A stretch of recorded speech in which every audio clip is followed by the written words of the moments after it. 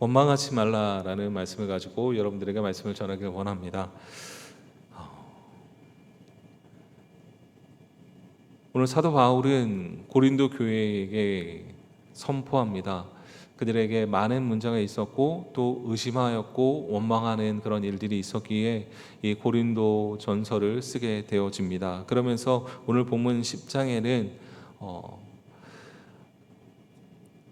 모세와 그리고 이스라엘 사람들이 출애굽을 하였던 그 일들을 기억하라고 말하면서 그곳에서 있었던, 그리고 그것을 통하여서 하나님의 사람이 되었는데 그럼에도 불구하고 멸망하게 된 이유에 대해서 이야기합니다.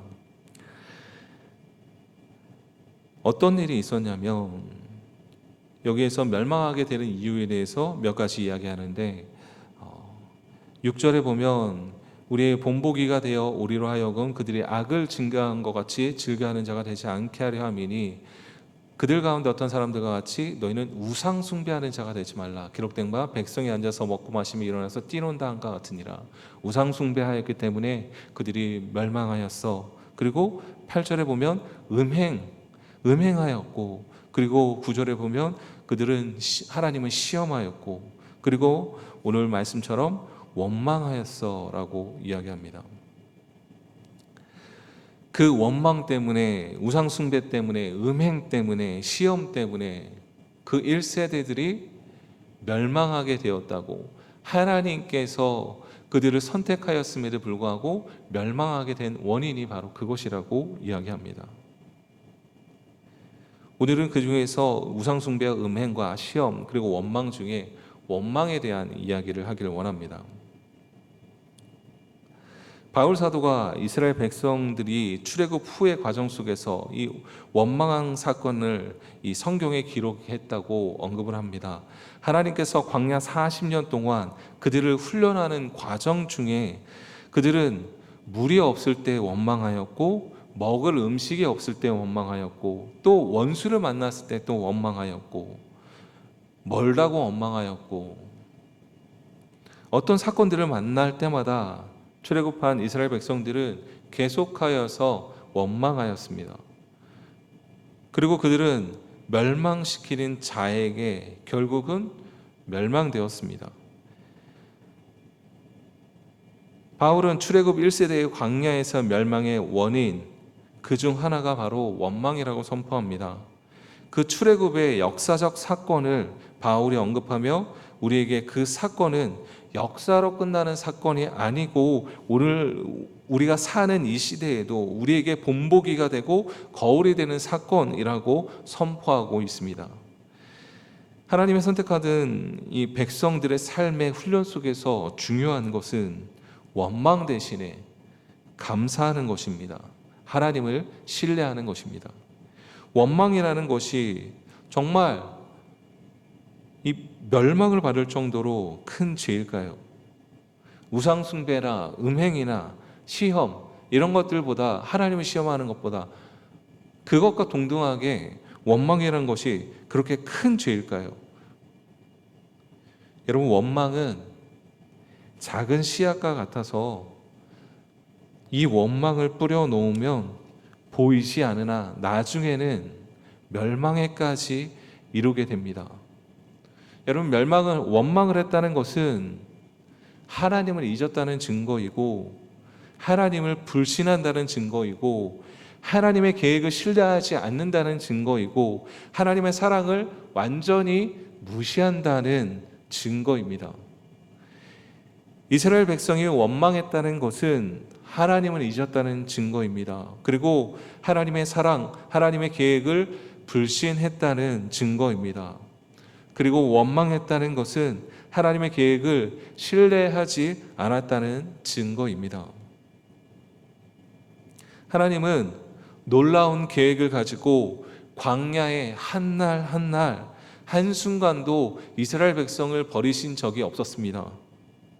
구름 기둥과 불 기둥으로, 그리고 만나로 그들과 함께 하심을, 그들을 보호하심을, 그들을 지켜주심을 보여주셨습니다. 한순간도 그들을 버리신 적이 없었습니다. 부족함이 없게 하셨습니다. 그런데 원망은 그 하나님의 사랑을 무시하는 증거가 되었습니다. 여러분, 에디슨이라는 사람은 말년에 청각 장애가 있게 되었죠. 귀머거리가 되었습니다. 그런데 그는 그런 이야기를 했습니다. 내가 청각을 잃은 것 때문에 나는 더 많은 것을 발명할 수 있었다라고 이야기합니다. 그러니까 갑자기 청각을 잃은 것 때문에 에디슨은 어떤 원망의 그림자가 없었던 것입니다. 에디슨이 죽고 난 후에 그의 서랍에서 발견된 쪽지가 있었는데 그 쪽지에 이런 글이 쓰여져 있었다고 합니다. 나는 영구가 벽에 부딪힐 때마다 요나를 생각한다. 요나는 하나님 앞에 불순종하는 대표적 선지자요, 외치면서도 이들이 제발 회개하지 않았으면 좋겠다는 나쁜 의도를 가지고 복음을 전했던 선지자요, 이런 선지자를 통해서도 느헤미야 백성을 구원하신 하나님이 나를 통해서 왜 역사하지 않겠느냐, 이렇게 써 있었습니다. 이런 믿음이 에디슨에게 있었습니다. 여러분, 원망 속에 빠지면 헤어나오기 힘듭니다. 그 문제보다 더 크게 원망은 작용하게 됩니다. 원망하면 사람이 불행해집니다. 그리고 그 인생이 지옥이 됩니다. 아무리 좋은 집에 살고 고급 승용차를 타고 남들이 부러워하는 그런 삶을 살아도 본인의 마음에 원망이 넘쳐 흐르면 그 인생은, 그의 삶은 지옥입니다. 그런데 굉장히 힘겹게 하루하루를 지내는 사람도 감사가 넘치면, 감사가 넘쳐 흐르면 행복합니다. 그 인생 자체가 하나님의 나라입니다. 시편 23편에 다윗은 여호와는 나의 목자시니 내게 부족함이 없음이로다 라고 고백합니다. 다윗은 내게 성이 있으므로, 내가 왕이 되었으므로 부족함이 없다라고 이야기하지 않았습니다. 내가 가진 것이 많았으므로, 내가 전투할 수 있는 능력이 있으므로, 내가 어느 통치자들보다 더한 힘을 갖고 있었으므로, 권력을 갖고 있었으므로 부족함이 없다라고 고백한 것이 아닙니다. 여호와가 나의 목자가 되심으로 부족함이 없다. 그리고 23편 6절에 이렇게 고백하죠. 내 평생에 선하심과 인도하심이 반드시 나를 따르리니 내가 여호와의 집에 영원히 살리로다. 환경이 아니라 하나님의 선하심과 인자하심이 나와 함께하기에 행복하고, 그 행복을 포기할 수 없기에 여호와의 집에 영원히 살겠다는 다윗의 고백이 저와 여러분의 고백이 될 수 있기를 바랍니다. 한 케냐의 선교사님, 임은미 선교사님이라는 분이 쓴 책에 이런 내용이 있었습니다. 감사에 대한 내용입니다. 내가 선교지에 가서 배운 첫 번째로 배운 것은 무조건 감사였다. 물이 안 나오면 전기가 들어오는 것에 감사하고, 전기가 안 들어오면 물이 나오는 것에 감사했다. 물도 전기도 끊기는 날에는 물과 전기를 썼던 날을 추억하며 감사했다. 지금 생각하면 쥐어짜서라도 감사하려고 노력했던 것 같다. 감사야말로 물러서지 않을 힘을 주는 무기이기 때문이다.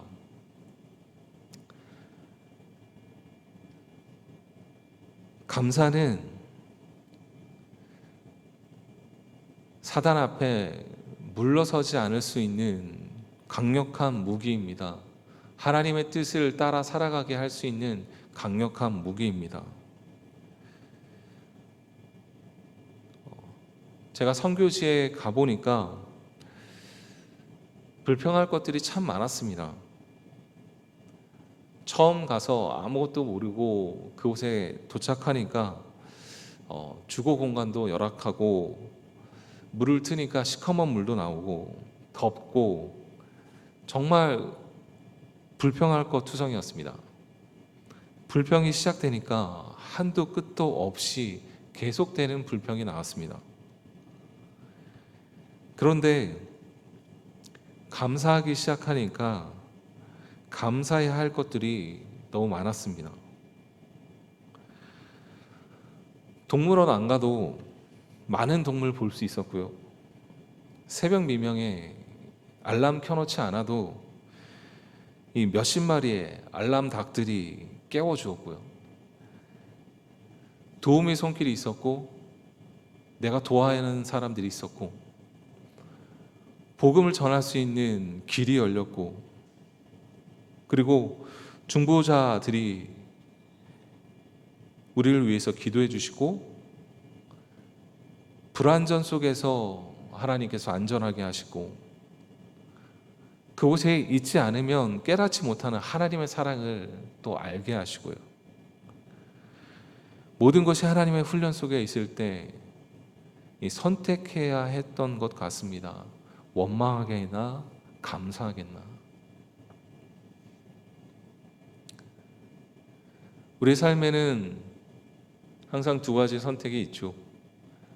원망할 것인가, 그 안에서도 내가 감사할 것인가, 하나님께서 주신 것에 대해서 감사할 것인가, 아니면 모든 것에 불평할 것인가. 여러분, 우리의 삶은 나그네의 삶입니다. 주님 다시 오실 때까지 광야 같은 삶을 살아가는 것이 우리의 인생입니다. 광야를 살되 사단의 손을 잡을 것인가, 아니면 하나님의 손을 잡을 것인가, 우리가 선택해야 할 것입니다. 사단의 손을 잡고 계속되는 원망 속에서 살아가는 사람도 있을 것이고, 하나님의 손을 잡고 힘들고 어려워도 주님 손이 나를 놓지 않았으므로 감사하면서 살아가는 사람도 있을 것입니다. 상황이 우리를 내버려 두지 않을 때가 많습니다. 불합리한 것이 너무나 많습니다. 내 의의 기준에 맞지 않는 것이 너무 많이 있을 때가 있습니다. 심지어 교회 내에서도 불평할 일을 생각하고 불평할 일을 찾으려면, 원망할 일을 찾으려면 너무나 많습니다. 원망할 일이 넘쳐납니다. 그러나 그때가 우리의 훈련의 때입니다. 원망하면서도 시간은 흐릅니다.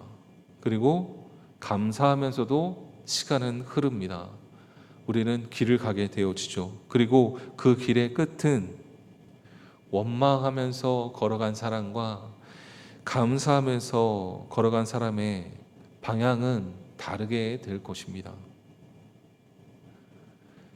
일본의 우찌무라 간조라는 유명한 신학자가 있습니다.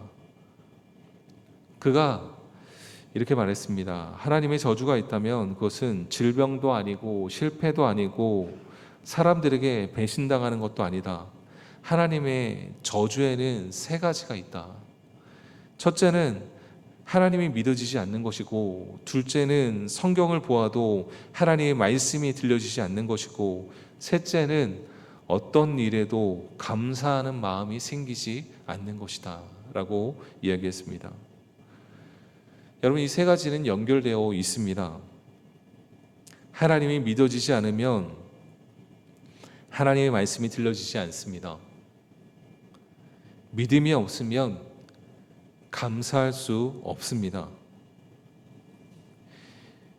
믿음이 없이 원망하고 있는 이 고린도 교회에게 바울 사도는 성경을 들어서 원망의 결과가 어떤 것인지 알려주고 있습니다. 믿음으로 환경을 바라보고 원망 대신 감사함으로 우리는 살아가야 될 것입니다. 광야에서 원망을 들으며 그들을 이끌었었던, 이스라엘을 이끌었었던 사람, 그 지도자가 모세였죠.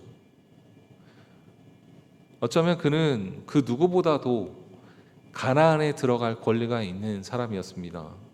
그런데 하나님은 모세의 불순종을 가볍게 처리하지 않으시고 가나안 입성을 거절하셨습니다.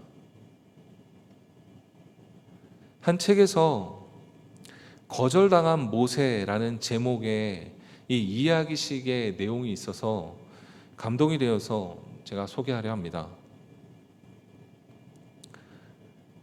모세가 생의 마지막 날에 모압 평지를 지나 비스가 산 꼭대기에 올라갑니다. 늘 꿈꾸었던 가나안을 한참 바라본 후 힘없이 무릎을 꿇는다. 그리고 고개를 푹 숙인 채 침묵이 흐른다. 하나님이 모세에게 다가오신다. 모세의 어깨 위에 가만히 손을 얹고 물으신다. 슬프니? 아닙니다. 그러면 괴로우냐? 아닙니다. 그러면 서러우냐? 아닙니다. 그러면 분하냐? 아닙니다. 가나안 땅으로 인도하겠다고 말한 내가 너와의 약속을 어겼다고 생각하느냐? 고개를 숙인 채 돌처럼 한동안 움직이지 않고 있는 모세가 하나님께 대답한다. 아닙니다. 그러면 왜 그렇게 엎드려 있느냐? 너무 행복해서입니다. 행복하다니. 가만히 생각해 보니 지금까지 광야에서 하나님과 함께 했던 날들이 제게는 가나안이었습니다.